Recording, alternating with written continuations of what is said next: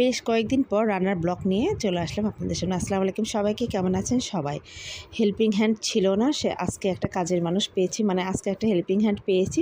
সে সকাল সকালে এসেছে, সেই জন্য সকাল থেকেই আজকের ব্লগটা শুরু করেছি। তো যাই হোক, এখানে মাছ কুটে দিয়েছে, মাছ কুটে রেডি করে নিচ্ছে। আমি সব কিছু একটা একটা করে কুটে দিয়েছি।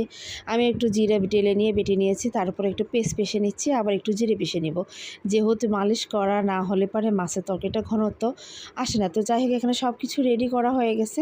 আমি মশলা কষে নিয়ে পাঙ্গাস মাছটা দিয়ে দেবো। এখানে হাতে মেখে মুরগি মাংস রান্না করছি।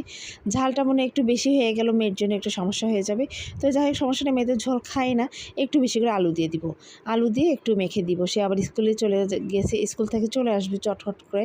তার জন্য খাবারটা তাড়াহুড়ো করে নিচ্ছি, যে সে এসে তার ক্ষুদে লেগে যায়। যদি এসে ভাত খায় না, তারপরে তার জন্য একটু তাড়াহুড়ো করে নিচ্ছি যে দুপুরের আগে রান্নাটা হয়ে যাক। তো যাই হোক, সব কিছু রান্নাবান্না এদিকে হয়েই যাচ্ছে একটা একটা করে দেখে। আর আমার রান্নাঘরটা নিট অ্যান্ড ক্লিন করে ফেলেছি। আর এখানে হেল্পিং হ্যান্ড কাজ করছি। কথা বলতে বলতেই রান্না করতে করতে আমার মেয়েটা চলে এসেছে।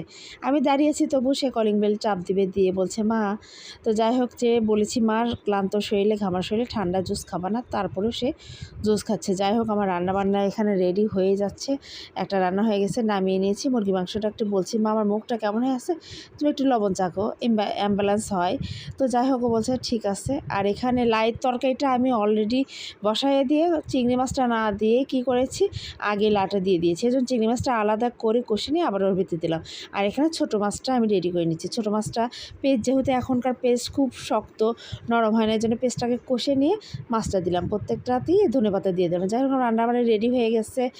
ছোটো মাছ রান্না করেছি, লাইট তরকারি রান্না করেছি, মুরগি মাংস রান্না করেছি, পাঙ্গাস মাছ রান্না করেছি। মেয়ের জন্য ভাত বেড়ে নিয়ে মেয়েকে এখন ঘরের ভিতরে রেস্টে আছে, তাকে এখন খাওয়াবো। আর আজকের ভিডিওটা কেমন হয়েছে অবশ্যই কমেন্টসে জানাবেন।